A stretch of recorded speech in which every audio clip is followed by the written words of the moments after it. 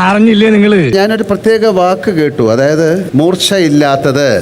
ഇത് എന്നെ ഉദ്ദേശാണ്, എന്നെ തന്നെ ഉദ്ദേശാണ്, എന്നെ മാത്രം ഉദ്ദേശം. അങ്ങനെ ഒരു വാക്ക് പറഞ്ഞു ആണുങ്ങളെ കുറിച്ച്. ഞാൻ പറഞ്ഞില്ല. എന്താണ്? മൊണ്ണ.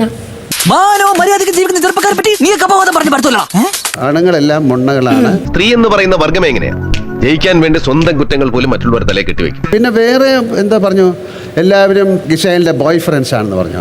കുറച്ചുകൂടെ മാന്യതയോടെ സംസാരിക്കണം. ഞാനൊരു സെലിബ്രിറ്റിയാണ്, അത് ഓർമ്മ വേണം. പുറകെ നടക്കുന്ന നാണമില്ലാത്തവരാണ് അവിടെയുള്ള ആൺകുട്ടികൾ എന്നൊക്കെ പറഞ്ഞു.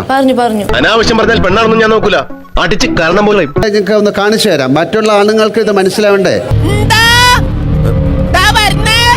എല്ലാരും വിളിച്ചു. പെണ്ണിനെ കണ്ട വീഴുന്ന കുറെ മൊണ്ണാള് നന്നായിട്ടുണ്ട്. ഇരിക്കുന്ന എല്ലാം ആ അബി ഒഴിച്ച് പിടിച്ച് സമ്മതിച്ചേക്ക്. കൺമുമ്പിൽ എങ്ങനെ വന്ന് നീ പെട്ടുപോയാൽ നിന്നെ ഞാൻ തുപ്പു. അബി വളരെ കൺഗ്രാറ്റുലേഷൻസ്.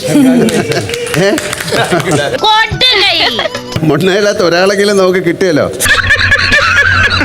കാരണം boyfriends എല്ലാരും ജിസേലിന്റെ കൂടെ തന്നെയാണ്.